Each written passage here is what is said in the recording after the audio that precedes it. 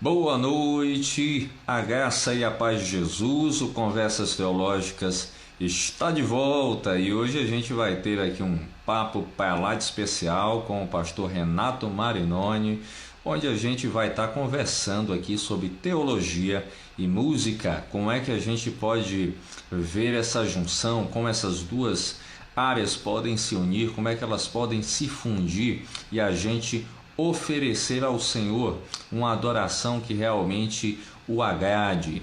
De já eu já agradeço, o pastor Renato já está aqui conosco. Gira a tela para que a gente inicie esse bate-papo para lá de especial essa noite. Você é meu convidado, você que está chegando aí, já sinta-se à vontade. Boa noite, pastor Renato. Boa noite, Ramon, tudo bem? Prazer estar aqui com você. Obrigado aí pelo convite. Eu é que agradeço a sua disponibilidade, aí a sua gentileza de, já nesse horário, a gente está batendo esse papo, está conversando, está podendo fazer essa explanação desse tema que é tão importante e que às vezes é tão negligenciado no nosso meio cristão. A É, gente sim. às vezes não dá o devido valor à música e à sua união com a teologia. Até porque eu sou daqueles que defendo que teologia e música caminham juntinhas e são importantíssimas na adoração comunitária. E eu quero agradecer ao pastor Renato desde já, agradecer você que está entrando e dizer que é uma honra ter o nosso projeto aqui, que é o Conversas Teológicas, que está iniciando, que ainda é bem novinho, mas que a gente tem levado essa perspectiva desse diálogo, dessa conversa. Então, pastor Renato, muito obrigado. E eu já passo a bola para você, para estar fazendo as considerações iniciais essa noite. Ramon, primeiro agradecer de novo o convite, um prazer. A gente não se conhece pessoalmente, mas temos amigos em comum Isso. e isso aí já é um ótimo cartão de visita. Espero que seja um tempo legal, que eu possa agregar de alguma forma. Eu concordo totalmente com você. Eu trabalho no Ministério integralmente há 15 anos, mas no Ministério Pastoral, de forma dedicada, que o pessoal entende como pastoral só, tipo, sem Uhum. a música como principal foco, há 2 anos só. Mas Sim, trabalho com música na igreja desde os meus 8 anos de idade. Eu estou com sim. 35, então nós estamos falando aí, né, de bastante tempo, Uhum. 27 anos de dedicação a esse universo da música e da adoração. E aí é interessante, né? Porque tô vendo aqui bastante gente escrevendo aqui, o Denis, um abraço, Denis.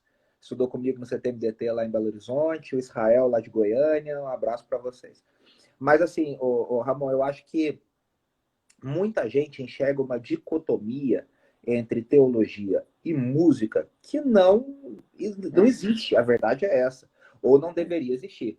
O mundo ideal é que todos os músicos, ou pelo menos os líderes, compositores, ministros, líderes de louvor, conhecessem o básico, o mínimo de teologia, né? E aí eu posso falar porque eu me apaixonei por teologia e é engraçado, né? Porque eu trabalho com música na igreja, mas nunca fui um grande músico. Eu nunca fui um grande instrumentista. Sim. Canto, acho que dá para enganar bem, dá para.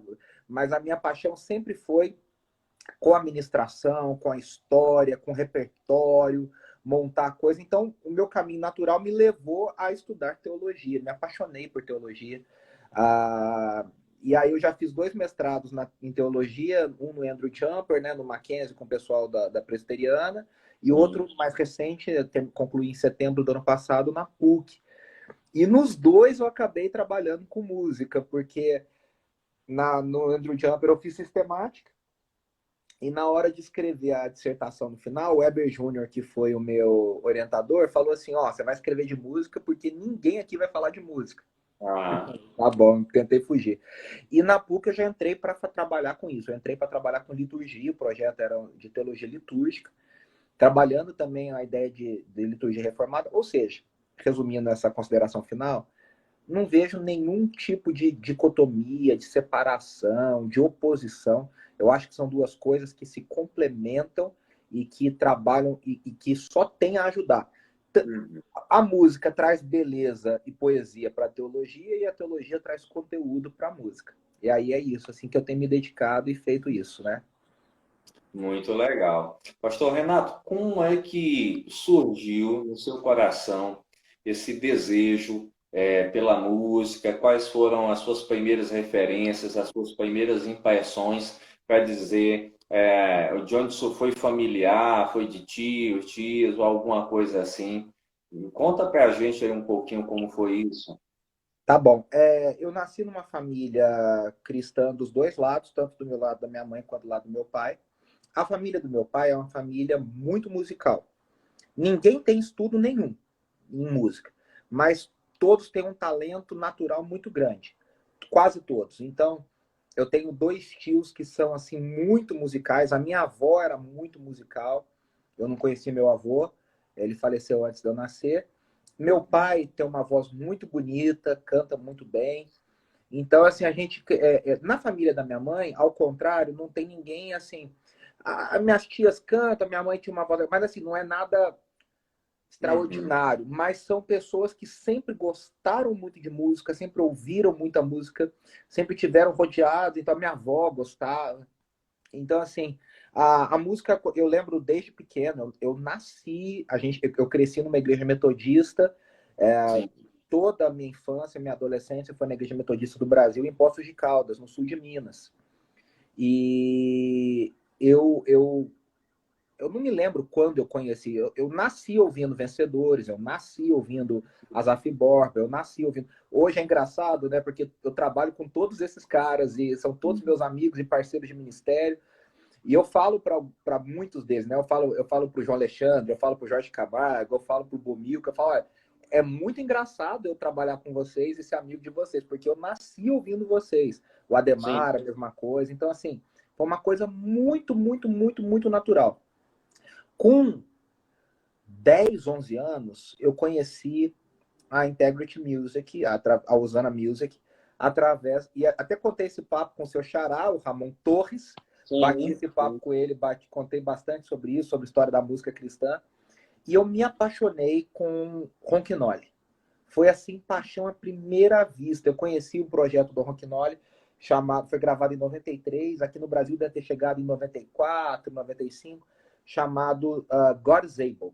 E eu me apaixonei naquilo. Eu não falava inglês na época, não entendia bolhufas do que estava cantando. Eu estava começando a estudar inglês e, assim, eu me apaixonei pela qualidade, pelo espírito. E aí eu mergulhei nesse universo. Aí foi assim, eu era rato de livraria, de ficar esperando o CD chegar, de ficar procurando, e conheci. E aí logo depois veio a onda Renascer Praise, pelo menos no sul de Minas chegou muito forte o Renascer Praise, e logo em seguida Diante do Trono, e aí foi uma coisa assim, sem fundo. Uhum. Então foram as referências maiores que eu tenho na vida são essas.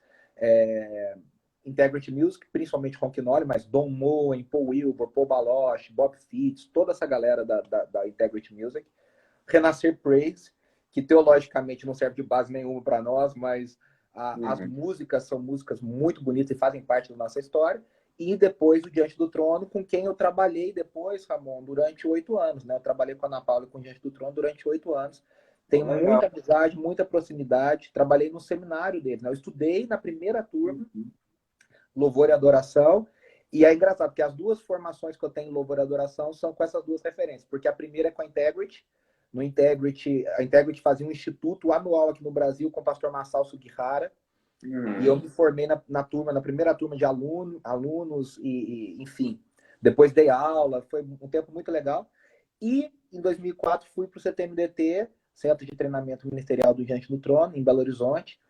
Fiz parte da primeira turma e depois dei aula durante 6 anos de forma integral.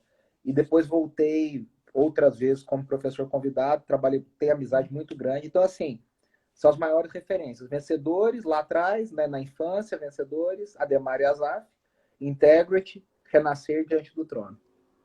Muito legal esse panorama que você está dando, e dentro disso, algumas curiosidades aí, acho, dentro do meio teológico, você bateu esse papo com o Ramon do panorama. Como é que você pontuaria, onde é que inicia basicamente esse movimento que nós chamamos de movimento gospel no Brasil? Qual o ano que basicamente ele chega? Quais são os primeiros impactos, assim, que na sua visão começaram a se evidenciar? Então, aí que a gente precisa fazer uma diferenciação e talvez eu me alongue um pouquinho, você me corta se eu me alongar um pouco. Que é o Tranquilo. seguinte, a música, e aí que tá, a gente hoje consegue olhar para trás, e no Brasil isso ainda é muito incipiente, tá, Ramon? A gente tem pouca gente com qualificação teológica analisando com profundidade e com seriedade e com conhecimento de causa o movimento de adoração e o que isso teologicamente representou na história da igreja. Então a gente tem pouquíssimas pessoas com conhecimento teológico suficiente para olhar para isso e analisar. Graças a Deus, Deus tem levantado essas pessoas e estão aparecendo, mas ainda é muito pouco. Nos Estados Sim. Unidos, esse já é um estudo muito mais reconhecido, é um campo de estudo muito mais aberto. Existem iniciativas, simpósios, conferências que analisam teologicamente o movimento de louvor e adoração. Uhum. Então, no Brasil, a gente ainda está muito defasado com relação a isso. Tanto que os primeiros escritos que a gente tem na área não são escritos teológicos, são escritos sociológicos. A primeira Sim. análise teológica do movimento gospel foi feita por uma socióloga da metodista, que é a Magali Cunha, né, do Nascimento Cunha, professora Magali. Uhum. Mas assim, e com muitos erros, com muita qualidade, muita qualidade no que ela fez. Mas, primeiro, ela não viveu o movimento gospel, ela é da metodista, de um viés mais liberal da metodista, ligada ao movimento mais liberal dentro da igreja, da faculdade metodista, e não viveu esse movimento gospel. Então, quem conhece um pouco e lê o livro dela, reconhece os méritos. Eu usei muito o livro dela como base para muita coisa, mas vê muitos problemas, muitos defeitos. Uhum. Então, essa é uma primeira necessidade. Outra coisa, quando você olha para trás, você vai ver que a música cristã contemporânea influenciou grandemente a teologia da igreja nos últimos 60 anos. E só não percebe isso quem não quer. E muitas vezes de forma não intencional. Não tinha noção do que estava acontecendo, mas, por exemplo, foi a música cristã e foram líderes de louvor que mudaram a liturgia nos últimos 60 anos mais do que nos últimos 1000 anos da igreja. Se a gente estuda a história da liturgia, a gente vai ver que a reforma protestante não mudou tanto a liturgia para a liturgia católica quanto a música cristã contemporânea mudou nos últimos 60 anos, nas últimas décadas. A gente limpou, né? A gente tirou aquela coisa de invocação, doxologia, leitura responsiva. Acabou isso, não existe mais isso hoje nas igrejas. Hoje é louvor e palavra, 5 músicas cantadas uma atrás da outra, 40 minutos de louvor.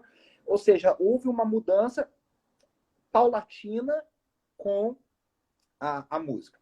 Agora você perguntou do movimento gospel, Ramon, e aí que interessante, porque o movimento gospel, originalmente, o que foi o movimento gospel na origem não existe mais.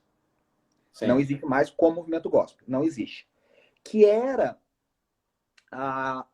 uma iniciativa evangelística de usar uma música que falasse de Cristo nos moldes do rock dos anos 80 que havia no Brasil. No final dos anos 80, começo dos anos 90, com Paralamas, Engenheiros do Havaí, Capital Inicial, Legião.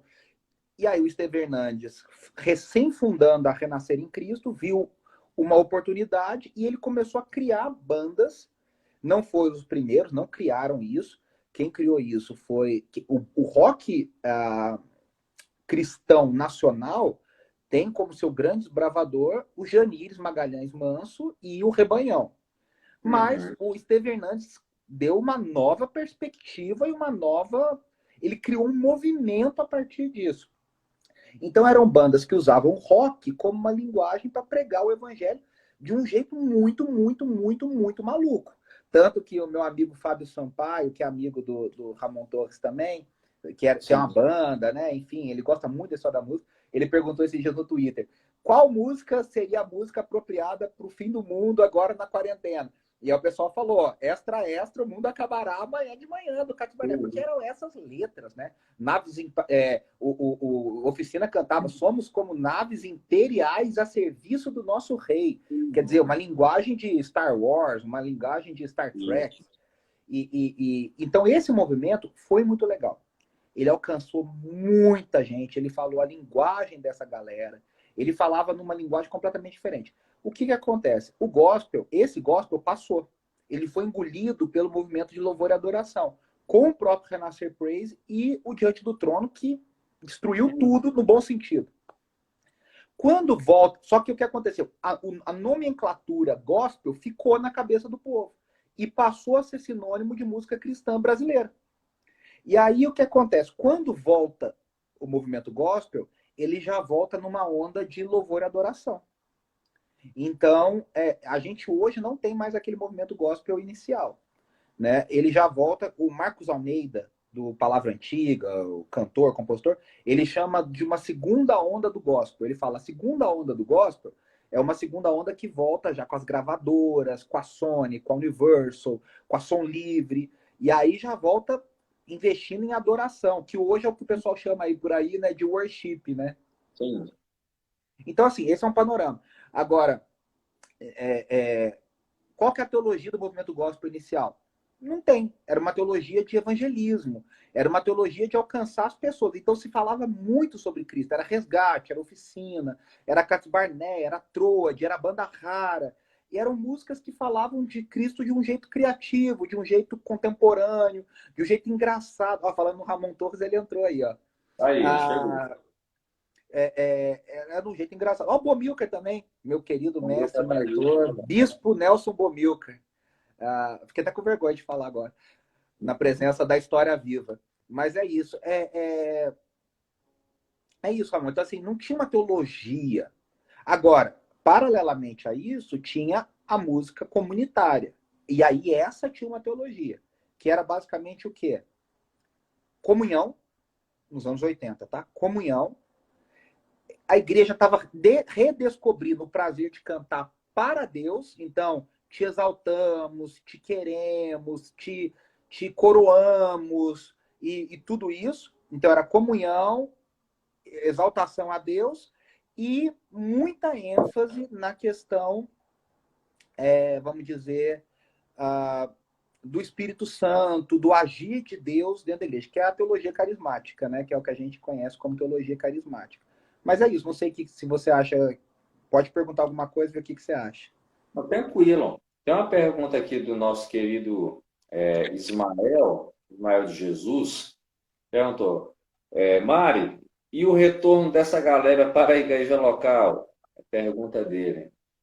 Ismael, meu colega de mestrado, músico maravilhoso, nordestino, Isso, arretado. Ele é aí do Piauí, né? exatamente. Ismael Piauiense. manda muito bem. Quem me apresentou ele foi o Bomilcar, inclusive, lá na Teológica, onde ele fez a graduação, estudamos juntos no mestrado da PUC. E pastor hoje aqui na Igreja Batista Betel, com Guilherme Gimenez, aqui em São Paulo, querido colega de ministério. Mas é isso, Ramon, o que acontece? O retorno, o que acontece? Toda essa geração veio ligada à igreja local.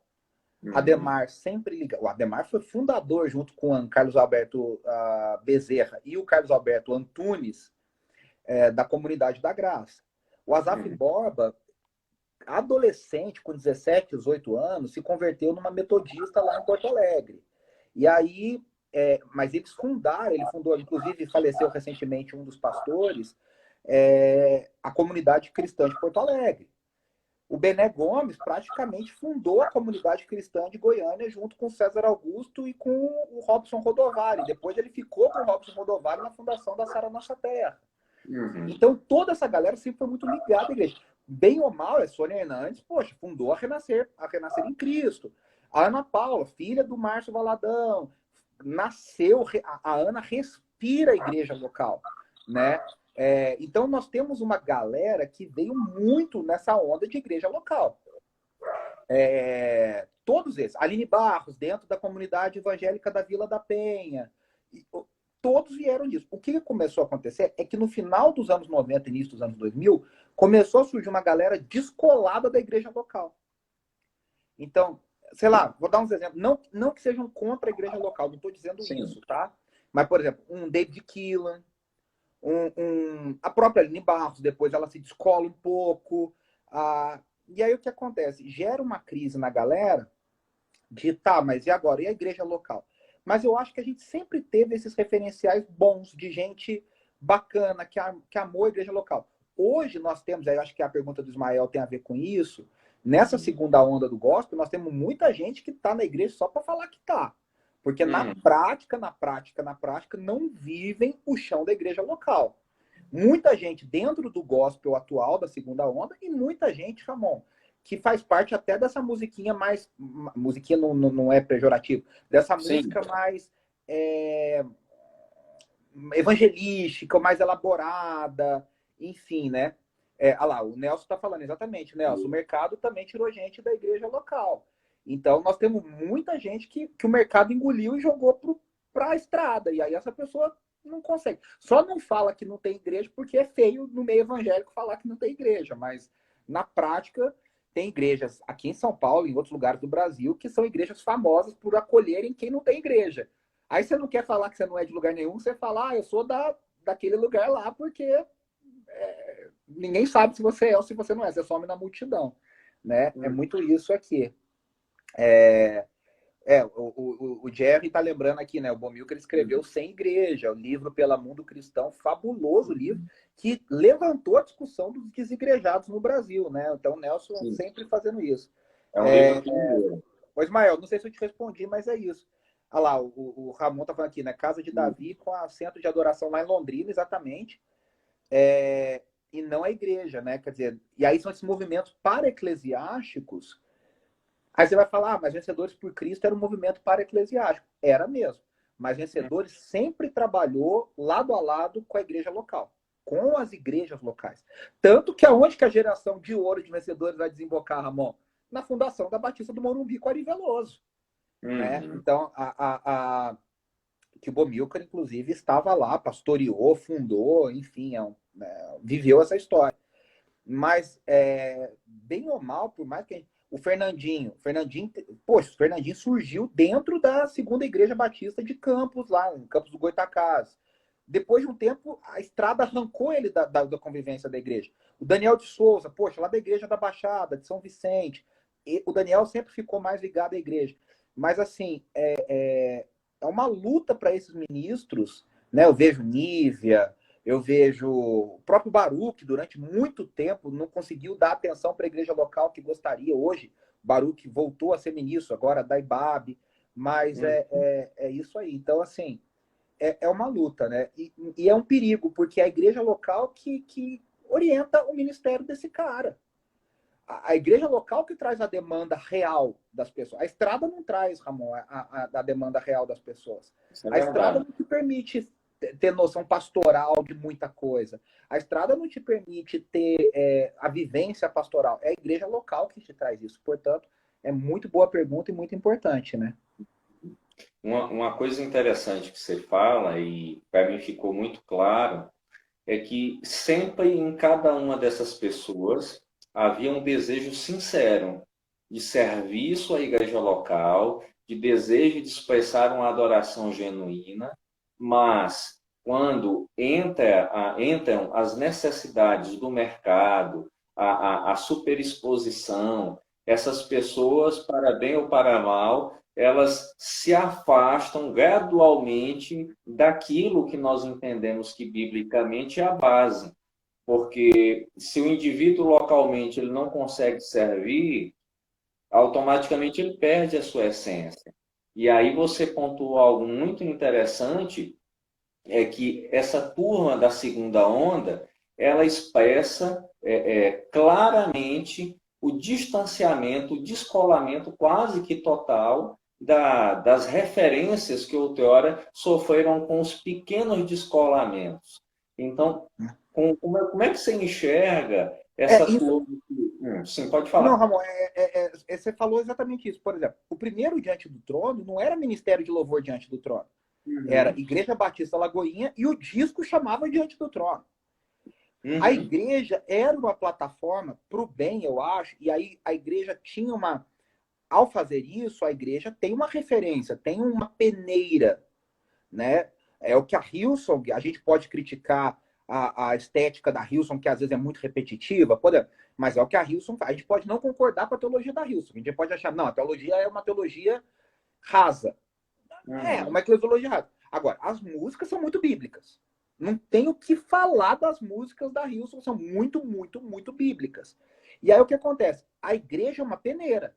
Eles têm liderança de ministério, tem o pastor sênior, que é o Brian Houston. A igreja peneirava, assim lá com a Vila da Penha, assim com a Sara Nossa Terra, assim com a Renascer, cada um dentro do que... Eu não estou aqui julgando teologia agora, tá? Esquece, eu estou falando da... Existia. O que acontece? O mercado transformou essas pessoas maiores do que as suas igrejas. A verdade foi essa. Então, é que a Ana é uma pessoa muito bacana. Muito bacana. A Ana é crente, como diria nosso amigo João Paulo. A Ana é crente. Mas assim, se a Ana quisesse, ela foi muito maior que a Lagoinha. Mas assim, muito maior que a Lagoinha. O Fernandinho se tornou infinitamente maior do que a Segunda Igreja Batista de Campos. Vamos pegando outros exemplos aqui. O Marcos Almeida trabalhava na igreja do sogro dele, do Simonton, em Vila Velha, no Espírito Santo. Poxa, se tornou muito maior que aquilo. A Aline Barros engoliu a Vila da Penha. Depois ela foi para a comunidade da Zona Sul e mesmo assim ela é muito maior que a comunidade da Zona Sul. Então o que acontece? Com isso, esses caras, não estou dizendo esses, porque esses ainda, poxa, tem 30 anos de ministério, tem 25 anos, e graças a Deus, bem. Mas muita gente menor e de menor expressão começou a olhar para esses caras e começou a ver o seguinte: caramba, a igreja hoje não é a plataforma mais que me lança.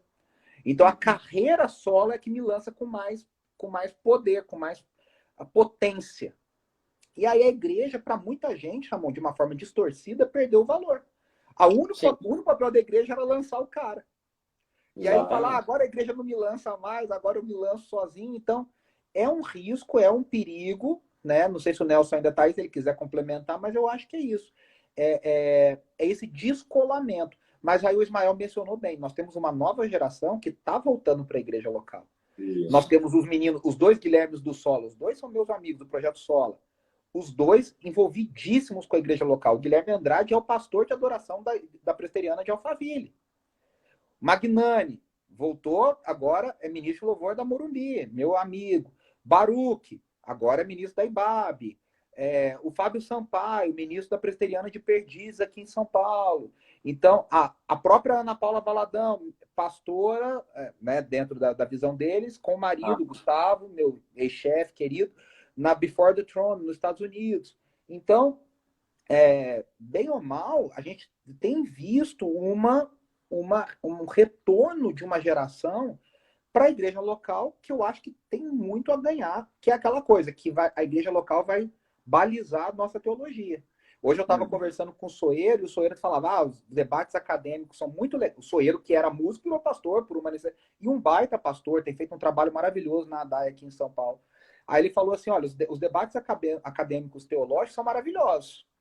Mas quando você vai para a igreja local, quando você tem que enterrar uma pessoa, a pessoa não quer saber se é arminiano, se você é calvinista. Ou seja, a igreja local bota em perspectiva as questões teológicas. Então, eu acho que falta um pouco isso. A gente fica muito debatendo teologia no Twitter, né, Ramon? No Facebook. E a gente esquece das necessidades reais das pessoas. Ó, tô vendo aqui quem entrou, acabei de falar, meu amigo Rafael Bittencourt, pastor da Hillsong aqui em São Paulo. Então, Rafa, tava falando da Hillsong aqui agora, você perdeu por um pouco. Mas, assim, é isso, entendeu? Então, assim, por isso que a Hillsong, falando da Hillsong, e a Adai tem feito isso também, de forma muito legal, as músicas são feitas no chão da igreja. E aí falam da realidade da igreja.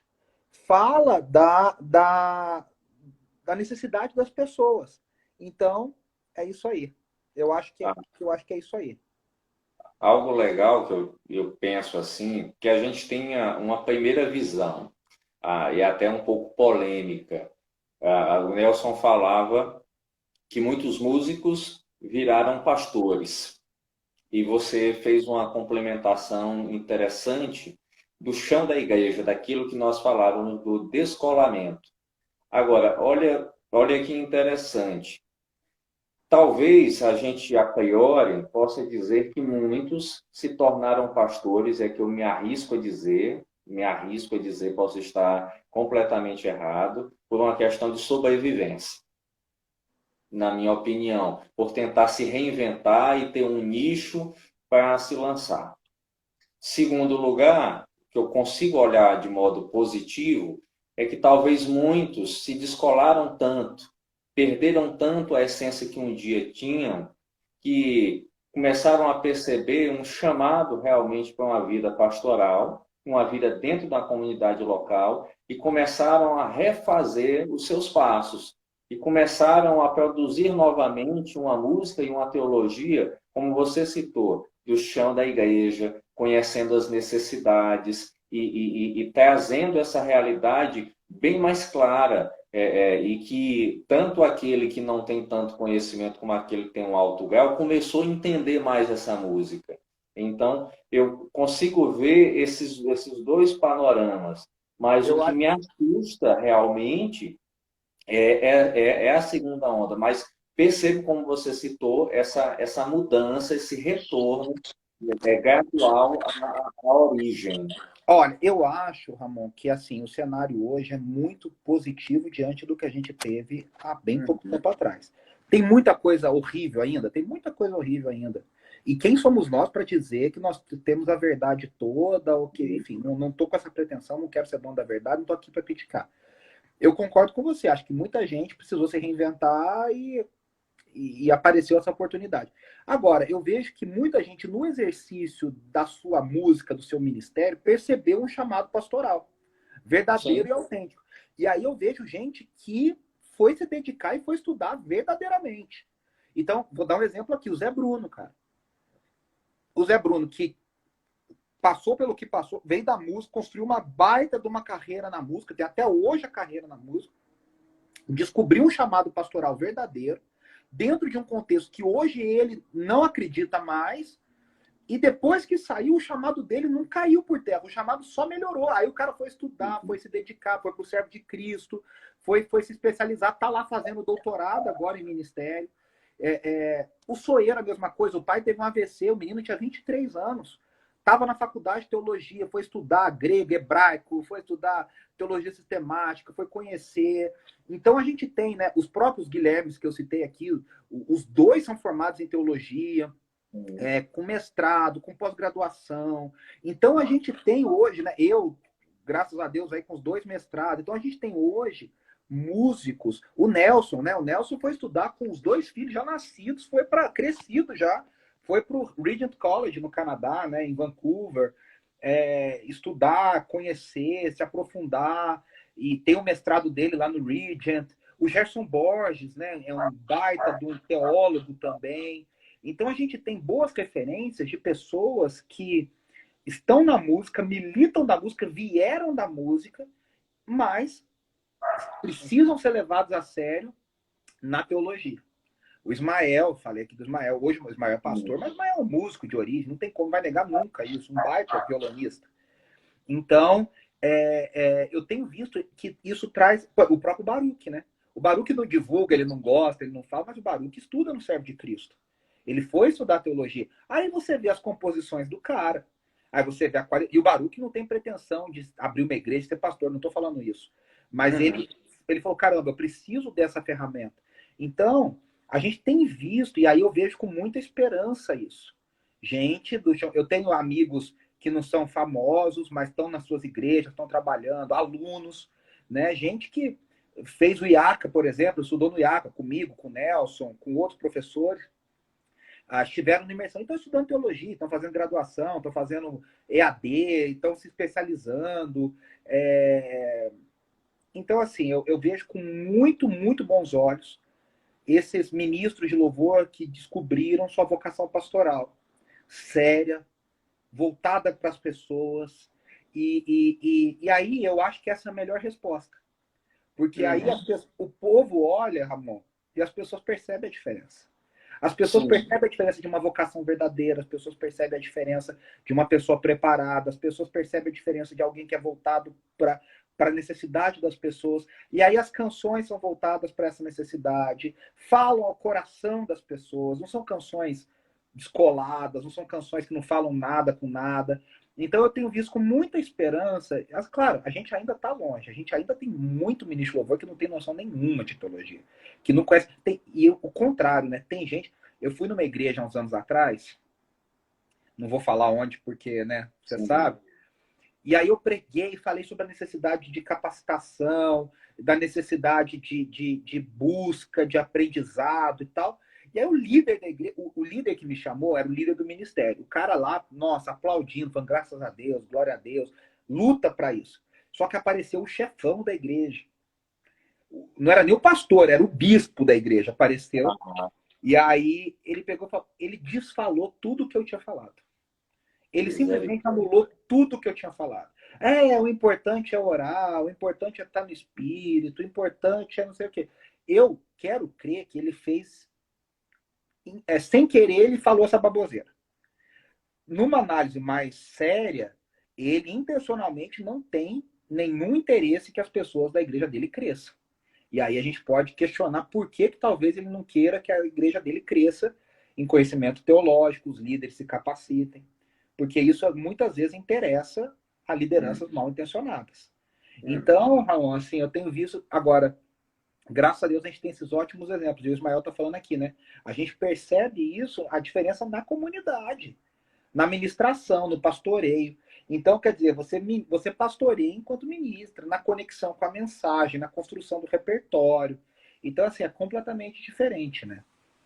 O pastor Ramon Torres falou aí que a música foi quem mudou a cara da igreja no Brasil. E aí ele disse que para o bem e para o mal. Para o bem ou para o mal, né? E não a teologia. E nós falávamos no início que não é possível realmente dissociar uma coisa da outra.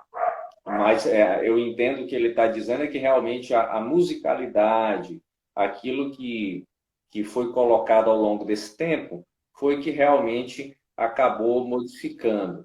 Quando você traz essas questões, eu ainda vejo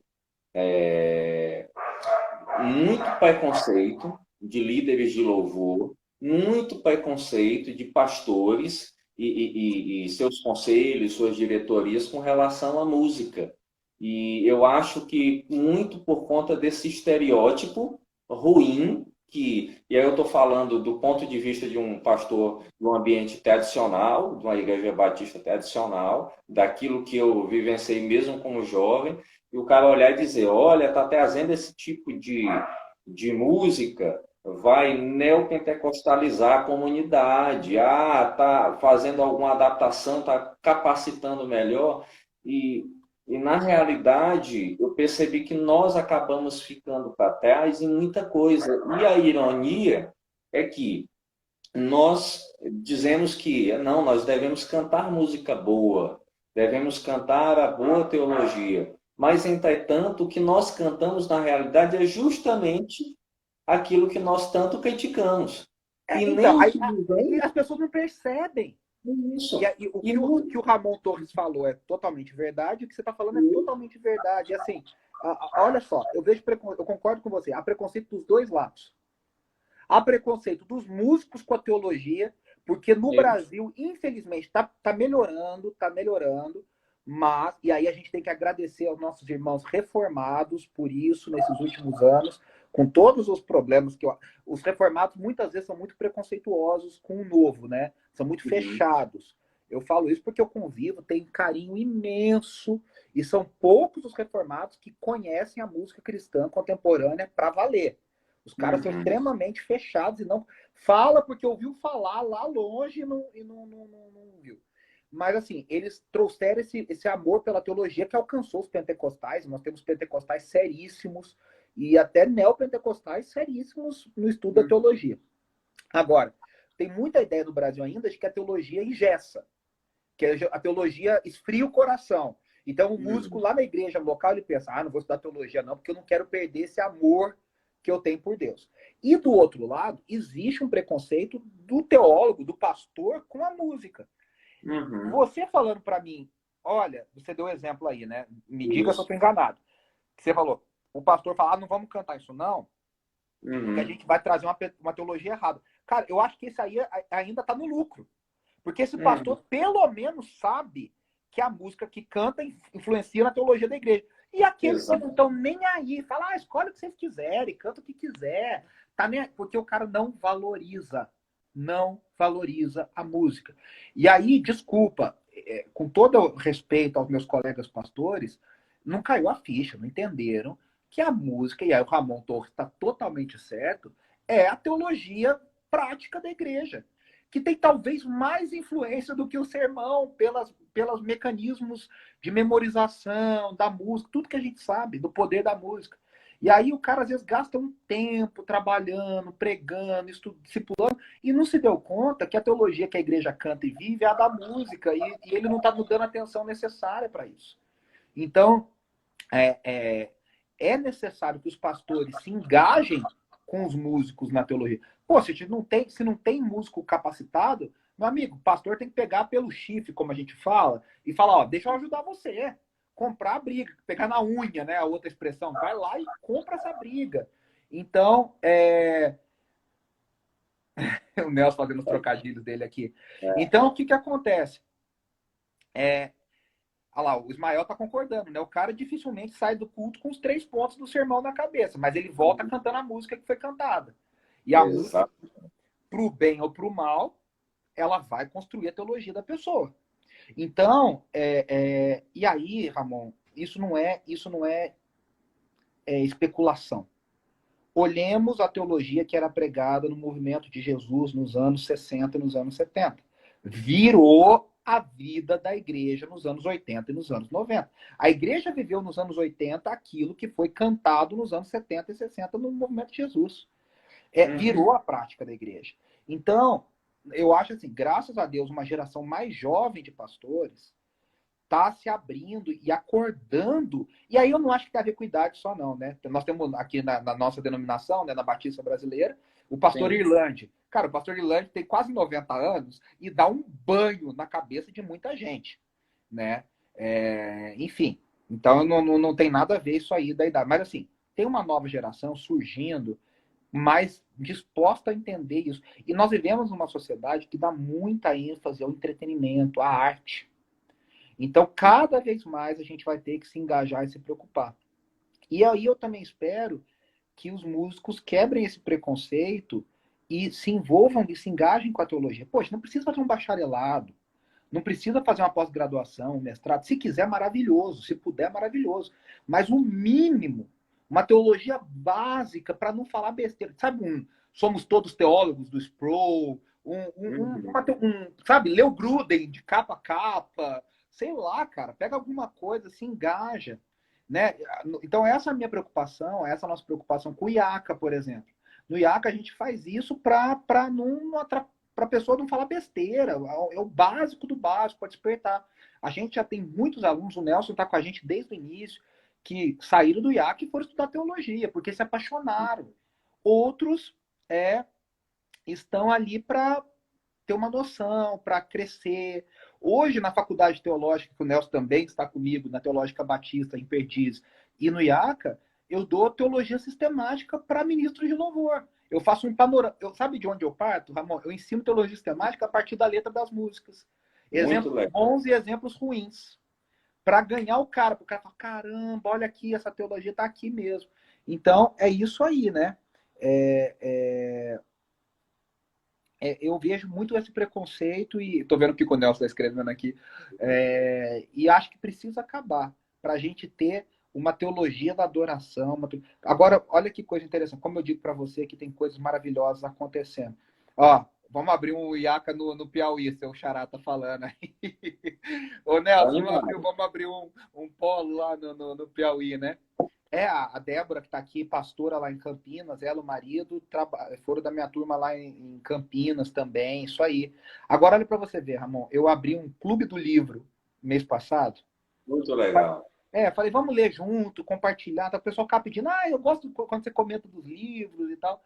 E aí, eu abri. Cara, eu tenho 50 pessoas do Brasil inteiro. A maior parte é líder de louvor. E a galera tá querendo. Nós estamos estudando David Peterson, Teologia Bíblica da Adoração. E eu não pego leve, não. O último resumo que eu fiz, eu trouxe N.T. Wright, Gordon Fee, eu trouxe o J.K. Bill, né? O Coisa Glad. pesada, viu, Renato? Oi? Coisa pesada. É coisa pesada, cara. E esses caras estão ouvindo e estão gostando, então falam, caramba, quero ler isso, quero Legal. entender. O livro do David Peterson, Pela Vida Nova, é maravilhoso. Começa com a teologia do Antigo Testamento, depois a teologia do Novo Testamento, passa para a teologia de Paulo, da adoração. Então, assim, eu tenho visto que tá surgindo, sabe? Aos poucos, Deus tá abençoando e graças ao trabalho de instituições como o IACA, como o Nelson milita nisso aí há muitos anos, o próprio Ademar fala muito sobre essa necessidade. Então, acho que, graças a Deus, CTMDT e o Som do Céu, né? Falou muito, Carlinhos Veiga fala isso há muito tempo. Então, graças a Deus, tem aparecido. O Nelson escreveu alguma coisa aqui. Pastor Joel Bina, Iaca, de onde vem o Ismael de Jesus. Aí, é isso aí. Igreja Batista do Jockey, aqui na cidade de Teresina, aqui, nossa vizinha, Atimon, capital do estado do Piauí. Você sabe que um dos líderes de louvor da IB Metrô, né, a igreja que a gente está plantando, é daí de Teresina, né? O João Cunha, né? Enfim, será que ele conhece você? Ah, não. O João, se eu não me engano, ele passou pela Igreja Batista da Tabuleta, em Teresina. Se eu não me engano, ele foi da Segunda Igreja Batista de eu acho que é da Teresina. Segunda Igreja Batista que ele foi mais tempo. Foi missionário no Haiti, trabalhava E com a Margareta aqui em São Paulo e agora é nosso. João canta muito. Gente boa demais. E canta muito. Canta muito. Isso. Vamos Já cantou na nossa comunidade, ó. O Ramon tá falando aí, já cantou aqui. É isso aí. Gente boa, gente boa. Ismael também já participou, se eu não me engano, pastor Ramon Tosetti. Ismael foi um dos primeiros no Terça Musical. Me relembre aí, coloque nos comentários. E interessante, Renato, que você falando, poucos aqui no Nordeste, vou falar da nossa região aqui do Maranhão. Eu vendo isso, ó, o Ramon falando. A maioria de nós sequer tem noção de que existem institutos destinados a trabalhar essa teologia da adoração, essa questão do aperfeiçoamento, de entregar. A gente está muito acostumado, como você disse, aqui na região. Rapaz, pega um baixo aí, pega uma guitarra, pega um teclado. Ei, você tem uma vozinha mais ou menos afinada, vamos lá. Pega aí as 5 mais tocadas da rádio e bota para cantar. E não tem essa reflexão, não tem isso. Mas eu tenho visto que há um desejo sincero de muita gente, está começando a entrar nas redes sociais, pesquisar, buscar uma coisa ou outra, e começando a ver, olha, rapaz, realmente há um trabalho sério por conta disso. Eu louvo a Deus pela sua vida, com esse trabalho tão importante e tão relevante, não só aí para São Paulo, mas para o Brasil, para o mundo. E quando nós falamos justamente, quando eu trago essa temática, é porque eu entendo que, às vezes, o pregador está só preocupado com o sermão dele. E ele deve realmente se preocupar em entregar um bom sermão, coerente, bíblico, que leve a sua comunidade a realmente entender o Cristo que está ali colocado na Escritura. Mas não adianta eu apenas ter um bom sermão se a minha liturgia, principalmente a minha liturgia musical, ela é defasada e desconectada daquilo que eu estou trazendo. Totalmente. Aí a gente tem que fazer uma outra live para falar de pastores e líderes de louvor que não têm capacidade, e aí são os dois, de analisar e preparar uma liturgia rica. Não sabe, só sabe replicar o que aprendeu e que estão fazendo por aí. Não sabe olhar o desenho da liturgia. E a gente teria que fazer uma live só para falar disso. Isso. Mas assim, agora falando sobre o que você estava dizendo, eu tenho visto uma fome muito grande no Nordeste desse conhecimento. A gente já esteve 2 ou 3 vezes na primeira Igreja Batista de Aracaju, em Sergipe. Nós temos discípulos nossos, pessoas que seguem os nossos ensinos, o IACA, estão com a gente. que vem todo, o Nelson conhece, um casal que vem, já trouxe mais 3, 4 pessoas, todo Imersão IACA estão aqui, investe, a igreja investe. Eu já tive no Maranhão, em São Luís, Legal. em uma igreja, não me lembro o nome da igreja, uma igreja pequena, mas o pessoal sedento. No Uhum. Piauí a gente tem visto, né, aparecer, surgir. Quem sabe, o Nelson jogou aí, a gente tá falando, o Ramon tá brincando, mas quem sabe seja o primeiro polo do IACA fora de São Paulo, seja no Piauí, como um polo para o Nordeste, né? Meu amigo Marco Teles Belo Rube, que escreveu Vida Pós-Gospel, um livro, milita na área da teologia da adoração também nordestino. Ele coordena hoje o coletivo Candeeiro, né, que é um coletivo de músicos cristãos do Nordeste. Então, assim, eu vejo que a gente tem muito a aprender com o Nordeste. O Nelson, eu não preciso nem falar, o Nelson tem uma vasta história em Fortaleza com o Instituto Ser Adorador, o Augusto, né, muitos anos ensinando e pregando sobre adoração.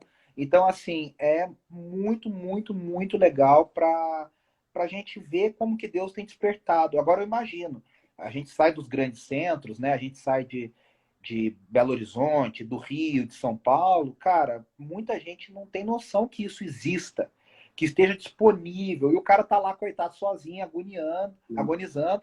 Então, né, o Nelson tá lembrando, o Juliano tá no Piauí, mas ele não tá na área de louvor, né? Ele tá mais na área de missões urbanas, mas tá mesmo.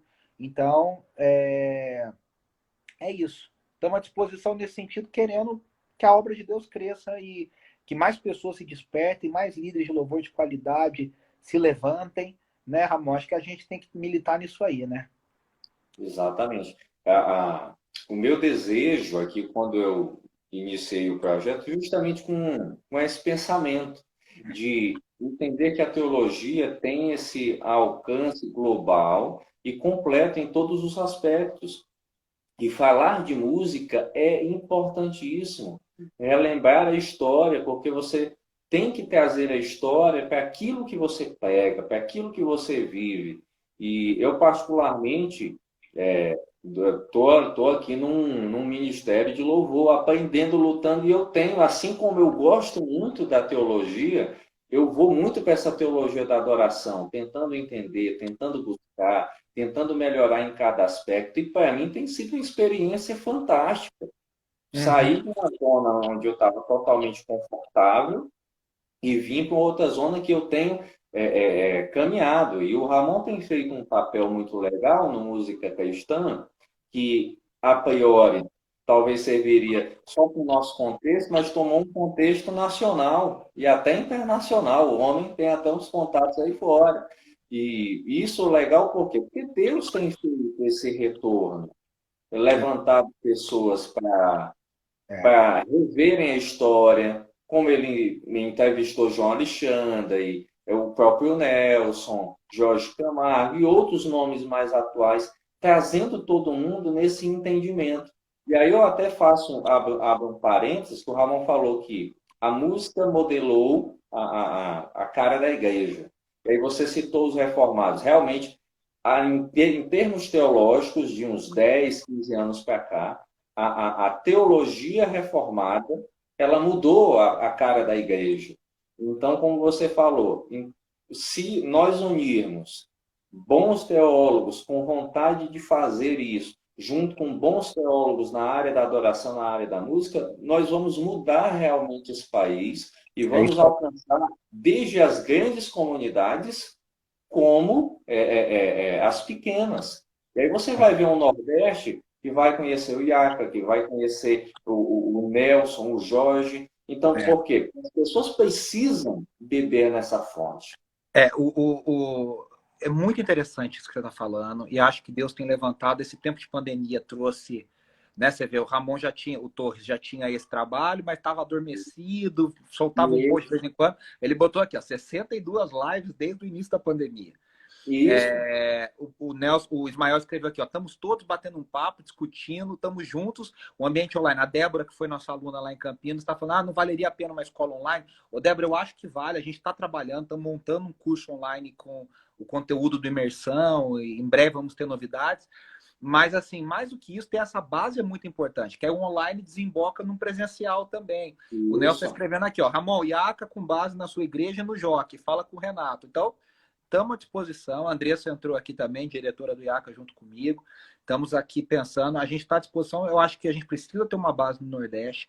O Nordeste tem gente de Deus, tem gente capacitadíssima, musicalmente maravilhosos e talentos mesmo, gente de primeira qualidade e teologicamente sedentos que estão precisando. E espero que nosso trabalho, né? O Nelson fala isso, a gente vai de grão em grão, vai pouco a pouco, não estamos falando para as milhares, das multidões, para isso, para aquilo. Mas quem quer, a gente tem que estar disposto a servir e abençoar. Então, nesse sentido, eu espero muito e agradeço essa oportunidade de conversar aqui. E agradeço a oportunidade de bater esse papo com tanta gente querida, o Nelson, o Ramon Torres, o Ismael, pela contribuição maravilhosa nesse período aqui também. Eu é que agradeço, pastor Renato, por esse tempo tão precioso que você disponibilizou e você sai com um fã no bom sentido, não os fãs que a gente tem como estereótipo, mas um fã desejoso de que seu trabalho cresça, de que o trabalho do Nelson, que já é um trabalho consolidado, continue a se expandir, inspirar as novas gerações. E eu tenho certeza que, tanto da minha parte, como pastor colega do pastor Ramon Torres, o que é, eu sempre brinco, né? Coisas, ironias de Deus, dois Ramons na mesma igreja, só o Senhor. Então, o trabalho do Ramon e muitos outros trabalhos evoluam, cresçam, e eu creio que o IACA é projeto do Senhor, já é algo consolidado. E vamos orar e vamos trabalhar para que chegue aqui em Timon, em Teresina, e a gente possa expandir isso, possa capacitar e depois olhar e dizer, olha, de uma live, de um bate-papo, de um momento de comunhão, surgiu um projeto que abençoou e mudou vidas. Então, pastor Amém. Renato, muito obrigado pelo tempo. Para mim, particularmente, foi precioso demais. Foi, assim, algo vindo do Senhor e eu fico muito feliz por você, com essa forma humilde e gentil, estar abençoando e levando essa visão contextualizada da música cristã no Brasil. Agradeço, obrigado por esse espaço, Ramon, conte comigo. Como disse, a gente não se conhece mais pessoalmente, mas agora nos conhecemos virtualmente e já sabemos que lutamos no mesmo reino, pelas mesmas coisas. O Nelson está falando, nascendo Iaca lá, tô dentro, é isso, Nelson. A gente está nessa e a gente tá nessa para não ganhar, a gente não está para ganhar dinheiro, para ficar milionário. Somos missionários, pastores, líderes de louvor que queremos fazer a diferença. E o Joel já respondeu, o Ismael falou aí, o pastor Joel já falou que apoia. Então é isso. Quem sabe dessa live vai surgir algo muito bacana para o Nordeste, para o Piauí, para o Maranhão. E obrigado pelo seu espaço, pelo seu convite. Espero ter contribuído de alguma forma. Um grande abraço, Débora, todos os alunos que entraram aqui, a Alger, que está comentando bastante aqui também. Acho que não, Cassimiro, né? Está aqui, o Gerry. Obrigado, Deus abençoe. Obrigado. Amém. Mesmo. Gente, que Deus abençoe vocês. Sigam o pastor Renato, sigam o IACA, sigam o Conversas Teológicas, sigam o Nelson, Ismael, Música Cristã, enfim, todos esses perfis que têm abençoado o reino de Deus. Essa live vai estar disponível no YouTube do Conversas Teológicas e também no Face e aqui no IGTV e no Spotify. Então, em breve, já, daqui a algumas horas, você vai ter os links à disposição. Pastor Renato, Deus te abençoe, Deus abençoe a todos. Sigamos Abração. aí com Jesus. Tchau, tchau. Tchau, tchau.